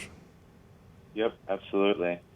I think you talked about what can be done, and I think, in my opinion, and maybe I'm biased because I'm a plaintiff's lawyer, but I think we serve a really important role in society, and that's kind of the keeping large companies in check and ensuring that even when there's not a law on point, that large companies are making safe products for their consumers. Because when a company's on notice that they have a dangerous product or that their product can hurt people, they have a certain duty then to protect people, and they also have a duty to manufacture a car that's crash-worthy, meaning that it can go through a crash and not make you more injured. So I think what's, aside from the federal legislation and state legislation helping this situation, I think there needs to be a more concerted effort on plaintiffs' lawyers to try to find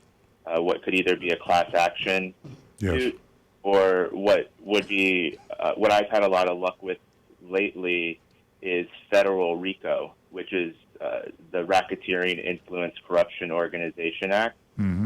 And what that is people hear, you got arrested for RICO charges because you're a criminal, right? So the thing that there is in the law is civil RICO, and that allows a lawyer or somebody to sue a company and allege that they're engaging in illegal conduct, and that illegal conduct is causing damages. And what's really, really powerful is that civil RICO gives you 3 times or treble damages and an award of attorney's fees. So, if you can allege like that a large national car dealer is breaking laws in several states, all you have to show is 2 criminal infractions to show a criminal enterprise. So if, say, CarMax is selling cars in one state that's illegal to do that, and then they're doing it in another state, and then you can find something else that they could have been doing wrong. People use investigators to search through different things to find different criminal acts. And once the thing with civil RICO is when you get them on the hook for it, it's an incredibly powerful tool to force somebody into compliance, because if not, like I said, they're going to be paying 3 times the damages and attorney's fees.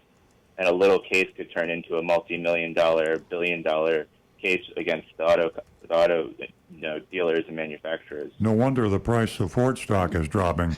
They were manufacturing cars knowingly manufacturing cars with defective transmissions that can hurt or injure their customers, and that's more or less a matter of record. They're natural for a RICO civil suit, right? Yeah, obviously, and you want to be looking for one of the bigger dealers too that have the ability to either pay out on this and to continue to stay open and to make a decision that they're going to do something different. Mm-hmm. Because if you put somebody out of business, that's a good message to the rest of the community. But also, what helps is when the big leaders in the industry take charge and really point the rest of the industry in the right direction. And if someone like Ford or GM gets tagged with a ridiculously large judgment or settlement, then they're going to make a decision, just like they did in the Ford Pinto case, that they have to do better for the community, because ultimately what we're talking about is a betrayal of the public trust here. Mm-hmm. We go and we buy a car hoping that and expecting that it's safe for us, and at some point that when that trust is betrayed, we need to be able to expect more from the car dealers. Well, Justin, not just the car dealers, but the manufacturers as well. You're listening to Justin Lynn. He's a plaintiff's attorney. He's a very fine attorney, cares about his clients, and he has license to practice law in New York and Florida. And he's helping us now answer this question about why it's legal to sell cars with dangerous recalls, and it is legal. And we're talking about ways we can get around this.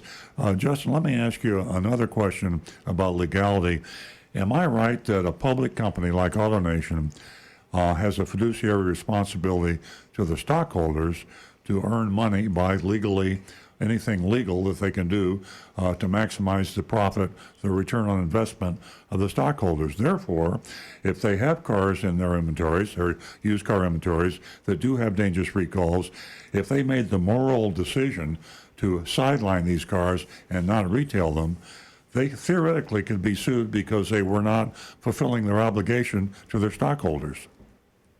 So, I'll pick apart a couple of things that you said there, and I'll start with the okay. point that I don't think that phrasing it as a moral decision is the right way to go about creating the change you want, even though it's true, right? Mm-hmm. This is a moral decision for you. But as a CEO or a leader of a company, there's also the thing called the business judgment rule, and it allows you as a CEO or a leader of a company to make business judgments, and you're given an incredible amount of discretion because you're the leader of a company. Mm-hmm. You need the discretion to be able to make sound business judgments, and it's a really high threshold for the stockholders to come back later and say, you made the wrong business judgment. Mm-hmm. And in this case, the business judgment we're talking about is whether or not we should sell cars with open recalls. And if you say, I'm not going to do it because I think it's a moral issue, then you're bringing up issues of that whether your business judgment was a sound and in the best interest of the company. Mm-hmm. But if you phrase it to me, what seems more appropriate is as a risk to the company and a potential financial burden that the company can experience, because the reality is, I would love to get one of these cases where somebody is seriously injured or unfortunately passes away, and a car dealer sold a used car and knew about it. I'm pretty sure that I would go after them very aggressively, and I would try to get an incredible amount of compensation for my client because I care about getting the right result. Well, I've got a case for you right now, Justin. We mystery shop CarMax 4 times, and 3 of the 4 times they deliberately misrepresented cars as having fixable safety recalls, and they were not fixable because the inflators were not available. But we can talk about that later. I just want to mention one thing back on the responsibility of the CEO to make a profit for the stockholders. Michael Jackson, the CEO of AutoNation, about a year and a half ago, made that decision that he was going to withhold from sale all of the vehicles with dangerous airbag recalls. He would not sell any cars with dangerous Takata airbag recalls. And he stuck to that. The reason I remember, because I'm the only other car dealer that did it, AutoNation and my dealership, and we're still not selling those cars.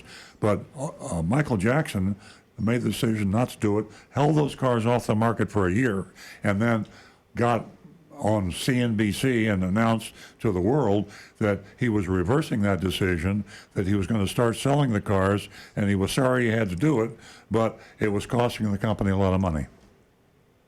Yeah, I think that's also another thing where it comes to a similar situation as the Ford Pinto case, where somebody's making calculated decisions, and unfortunately, those calculated decisions, the equations involve people's life, and they're saying that they can sell a certain amount of cars with a recall open and make a certain amount of money so that their investors are happy. And if that they get sued, who cares? It's not as much money as if one, they don't sell the cars, or two, their investors sue them for securities fraud or something similar to that. So they're making a calculated decision where they're taking into account the value of somebody's life, and they're deciding that they're going to sell the car despite that, and that they have to. Yeah.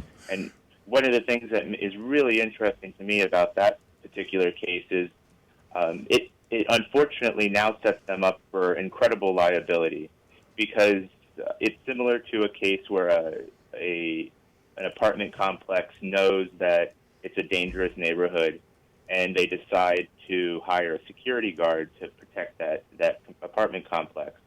But if at some point that security guard just doesn't show up anymore, they decide they don't want to employ him anymore, or that the security guard isn't adequate enough for what's needed, then the apartment complex is potentially on the hook, because they took a step to try to protect people, and that step was either not enough, or that they removed it without reason. I see. So by establishing a duty to protect the consumer like they did, they almost put themselves in a worse off position moving forward if somebody buys a new car or a used car from them in the future that has a recall and they're seriously injured or pass away. Well, there's two class action suits you can look at, Justin, AutoNation and CarMax. Well, we can talk about that later, but thank you very, very much for going through the pain and aggravation of getting through to the radio show with our new studio. No worries, Earl. I don't know how many times you must have called, but I really appreciate you going to all that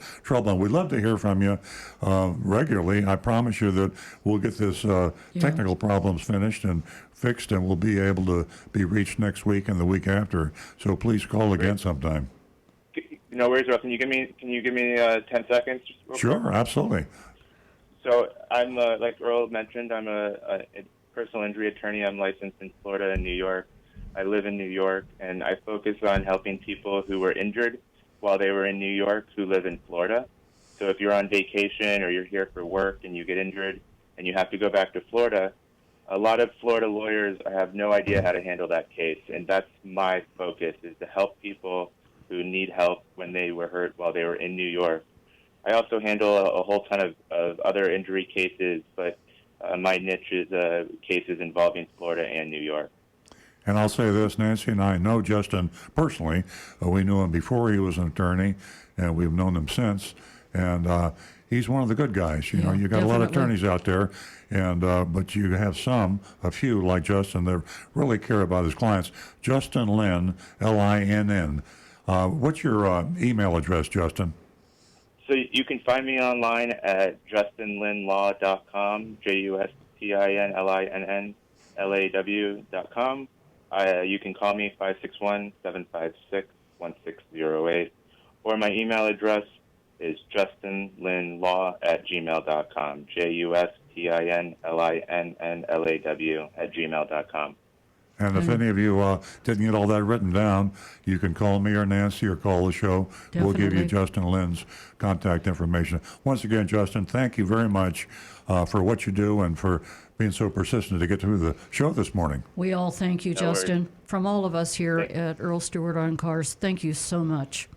Thank you. You guys have a great day. You too. Thank you. Bye-bye. Okay, well, I think that we're going to go to the mystery shopping report in light of the way things are right now.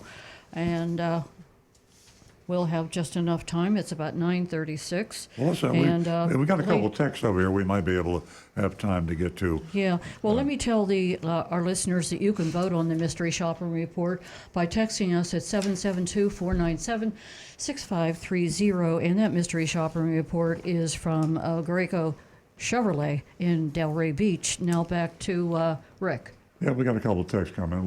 We have time. Yeah, we'll kind of zip through on a couple of these.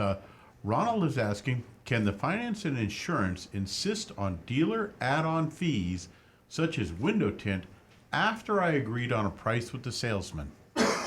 They can, but you don't have to buy the car from them. This is part of the many dirty little secrets car dealers have. Dealer install options. Hidden fees are probably the biggest, but dealer install options are a close second.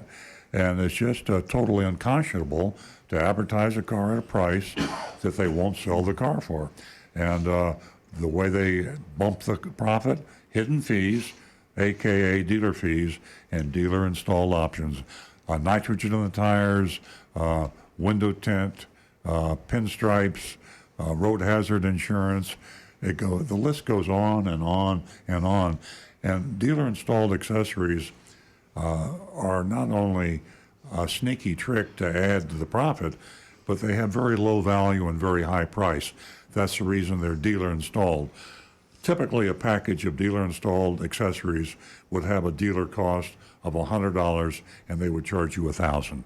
Or if it was $200, they charge you $2,000.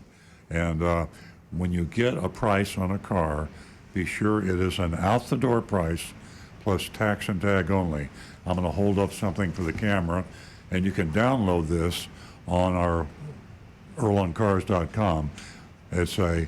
Or you can download it at outthedoorpriceaffidavit.com, www.outthedoorpriceaffidavit.com. It basically is an affidavit that says the car I'm buying has the complete price that you quoted me, and this is the advertised price, and it's the quoted price, and the only thing you're going to add to that price are government fees. And government fees are typically sales tax and license plate. But dealer installed options are something they cannot and should not add to the price. We got another one? We do. Kit Kat is asking, will you, our dealership, Earl Stewart Toyota, accept a Takata airbag recall vehicle on trade-in? And if so, do you reduce its trade-in value? And then what do you do with the unfixable car once you own it? We will not retail a car with a dangerous recall, Takata airbag, or anything else. When a car comes in, we give the market value appraised price. And interestingly enough, there was a time when the market value appraised price, I thought, was going to be higher than what the real value of the car was. The fact of the matter is, because of the lack of action by our legislators and regulators on dangerous recalled cars, the market value is the same at the wholesale auctions as if they did or do not have recalled dangerous recalls.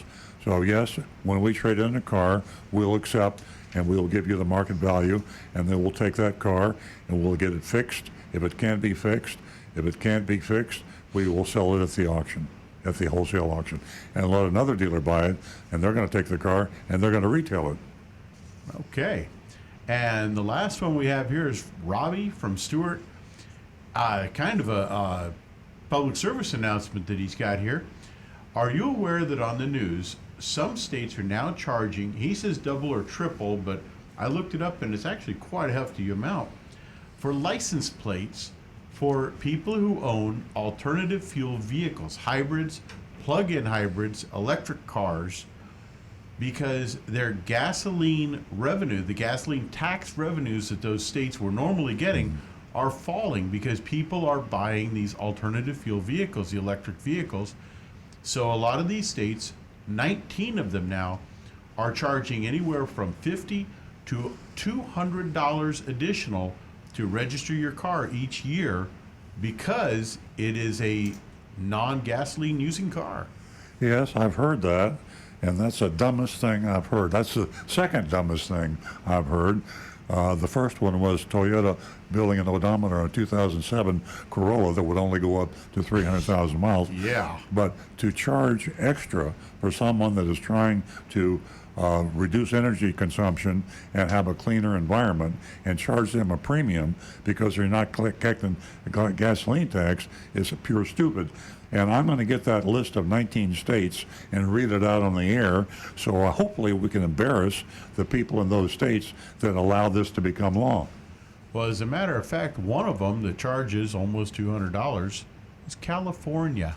Hard to How believe. hypocritical is that? Well, I think Illinois was talking about doing $1,000 annual fee just because they're not going to be able to collect the gas tax you would be paying. I think they're considering it right now. $1,000. Our politicians, I can never be surprised or shocked at the stupidity of our politicians, but I was a little bit surprised when I heard that. Yeah, never cease to amaze us. Do we have any more texts, Rick? We're No, running but short on time. I've got that list of states right here. Well, If you'd like to hear more, Well, or if we we're have short on time. if we have time after the mystery shopping report, we'll read that list out. Okay, that sounds real good. And ladies and gentlemen, let me remind you that you too can vote on the mystery shopping report. And that text number is 772-497-6530. Now back to the recovering car dealer and the mystery shopping report from Graco. That's Graco Chevrolet in Delray Beach. Okay, Greco is not on any of our recommended buying list. We're taking a break from our normal CarMax efforts. We've been shopping CarMax quite a bit to find out if they will sell cars with dangerous recalls, and they will. In fact, I just spoke to an attorney, Justin Lynn, on the air a few minutes ago, and I think he's going to take a look at CarMax for a class action suit. In recent years, while still prevalent, the most extreme examples of bait and switch style advertising are less common than they used to be. Perhaps this is due to various manufacturers like Honda and Toyota putting into place stricter rules on how their cars can be advertised. This happened 4 or 5 years ago. I'm not sure how good a thing it is, but I believe it has somewhat of a positive effect. Or perhaps this is due to a more informed public, and we at Earl Stewart and Cars, are proud to take some credit for that in South Florida. But you're in for a treat or a surprise here. It's not really a treat when we find somebody that just didn't get the message. This week's Mystery Shop brings us to a familiar dealer group. We've shopped them several times over the years, and you may know them from their multiple positions on our bad dealer list.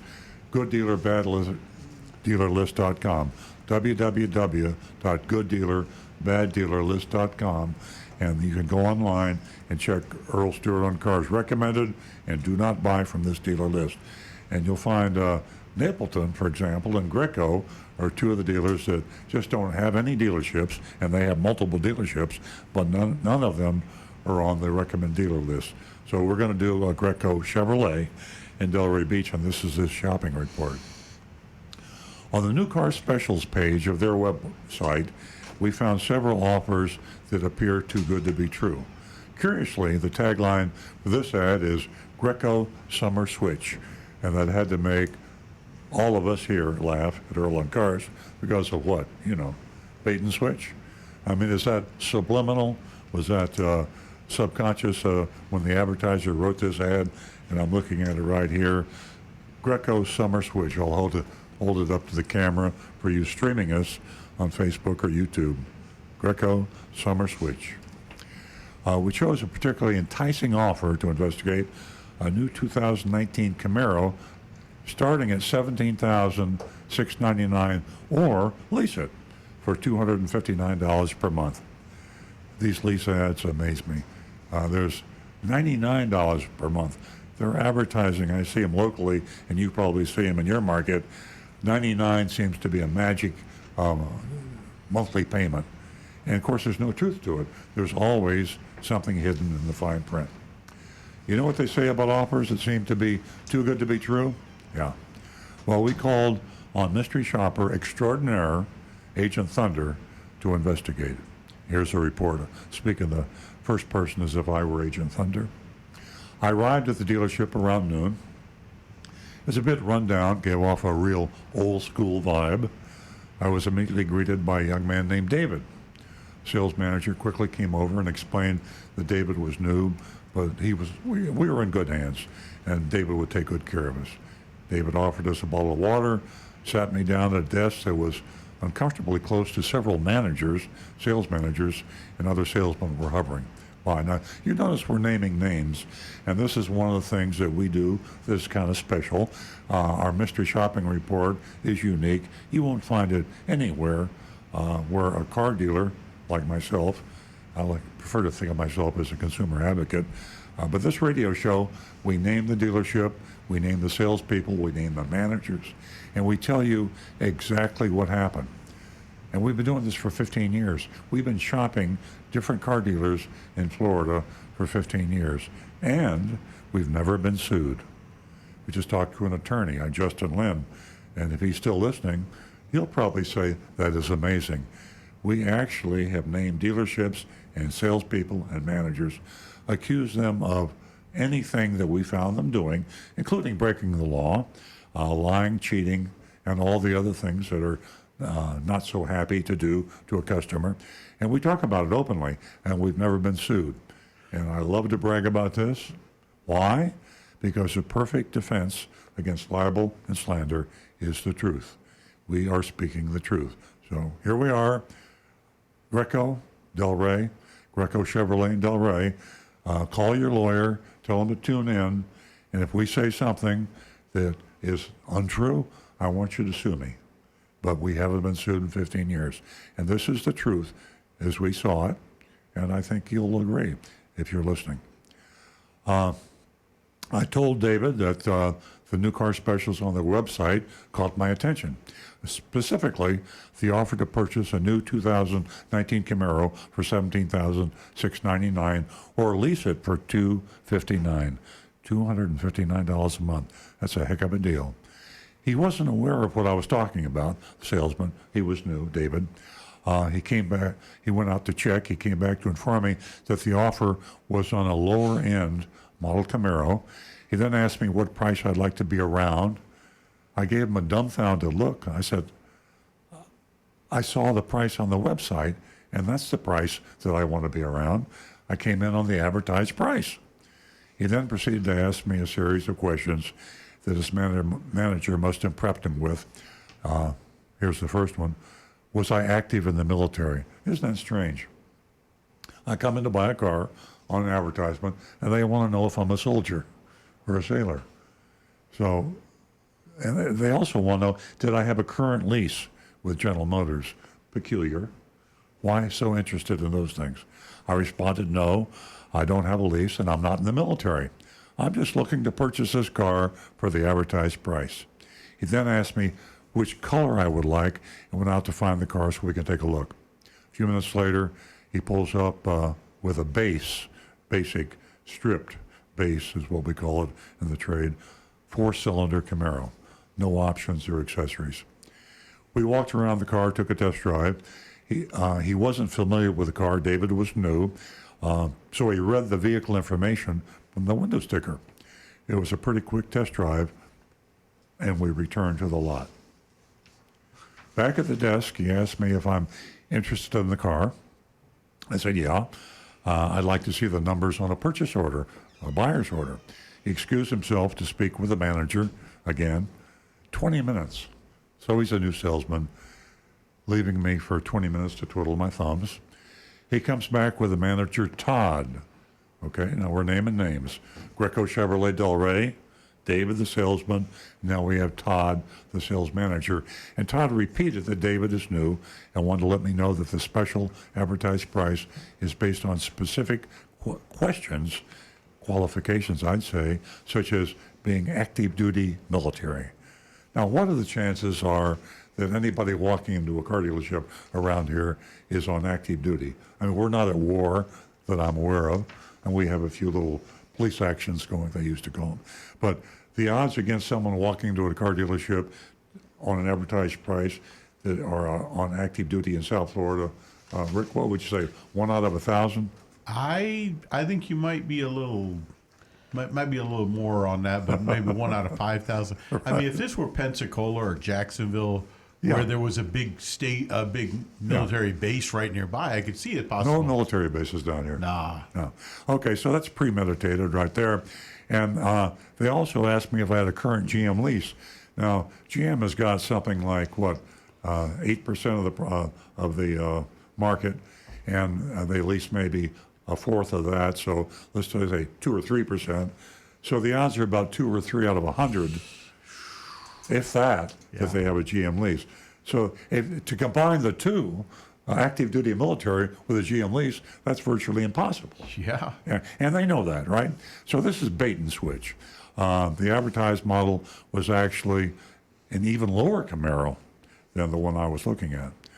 However, he went on to say how he was going to try to get me as close to what I saw advertised. How much money are you able to put down? Now, putting down money is paying. So when you put down money, you're not lowering the price, you're paying more. So that's what he asked me. So I was a little tired. I said I might be able to come up with $10,000. This is to get things rolling here.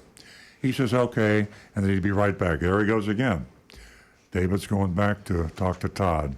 He comes back with a lease information sheet despite my repeated requests for purchase numbers. He told me, don't worry, it says lease information. He'd give me a buyer's order later. He explained that he couldn't get all the rebates needed to discount this $27,990 MSRP car down to the advertised price of $17,999, but came close. He's got it down to $21,000, he says, with all fees and taxes. I still don't believe that. I asked him if there was a dealer fee, and he said yes, of course. That's worked into the numbers. He said he'd have it on the purchase order when I came back. So we're trying to buy it, and all he wants to do is give me leasing information. He says his dealer fee is $999. Back to the lease sheet, explained that with my $10,000 down, I'd be at $300 per month, and went on to explain the numbers. I was very confused by the end of the conversation and wanted to get out of there. The sales manager gave me a ton of information quickly. An argument was going on between another customer and a manager right next to us, with many people looking on, and I kept being told I'd be paying $300 a month. My repeated requests for a simple purchase order were ignored. I was genuinely feeling very, very upset. And I realized that I was not going to get the car at the price that I came in on. Here's the analysis. The lease information sheet given to Agent Thunder shows an initial cap cost of $27,000. Cap cost is dealer lingo, lease lingo, for what the price of the car would be if you bought it. This is only a $990 discount off the SMRP. It then shows, but it does not itemize, $2,109 and adds to the price or cap cost. This is most likely the leasing company's acquisition fee. That's another hidden fee, dealer fee, and Greco's hidden fees, the $999. This adds up to a price of over $29,000, and that's higher than the $21,000 told to Agent Thunder by the manager. So it was a lie, it was a deception, it was a bait and switch. And it's clear that this is the worst mission that Agent Thunder has ever been on. I got to say, this is even greater than Napleton, who was on our list of the most deceptive dealers. Greco is trumped Napleton now in deception. We've got to vote on this now, and actually there's no vote in my mind. Let's go to the text first. Have we had any text votes come in, Rick? So far, we've got Linda says F. That's just too weird. Mr. Hand says F failure and hang 'em high. I normally don't go first, but I just can't wait to say this is the biggest failure that we've made in a long, long time. Greco is a big fat F minus.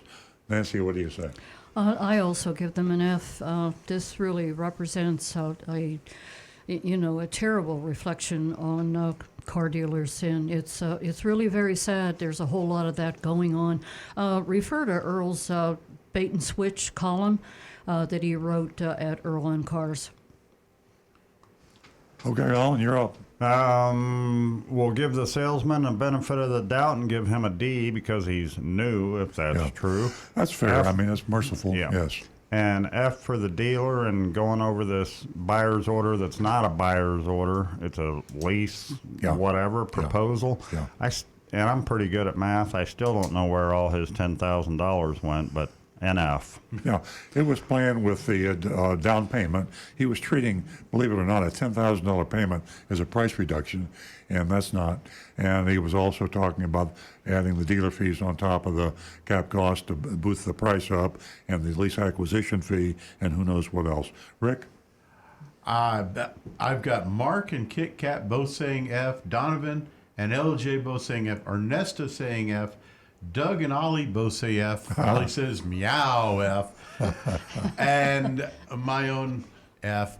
I just wonder, how do we always get the new salespeople? When are we going to have one of our guys go in there and get a salesperson that's been doing it for 6-7 years at that dealership?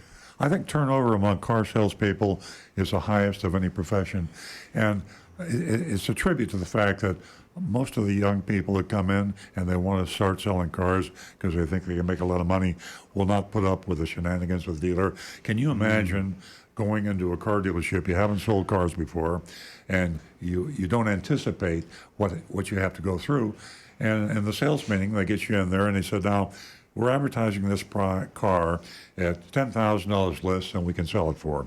So people are going to be coming in on this ad, and then you have to explain to them why they can't buy the car. Come and get me, I'll help you, and that's a sales manager. How long could you survive in that sort of environment, knowing that everybody that came through the door that spoke to you and wanted to buy the car, you'd have to lie to get them to buy a car, which was higher price, higher profit for the dealer. Wow. So a lot of these young salespeople don't last more than a few weeks, and after that, the brain damage is so much they leave. It's very rare to find a veteran salesperson. If you find a veteran salesperson, either he has a group following that he will treat fairly, and they go in and deal with the salesperson because he is honest, despite the dealer's behavior, or else he is a crook just like the dealer, and he doesn't mind lying to you. So it's a sad state of affairs. I think we're just about out of time, aren't we, Nancy? Yes, we are, and we want to thank everyone who made this show happen this morning in our brand new studio. From all of us here at Earl on Cars, we want to thank you again. Have a wonderful weekend.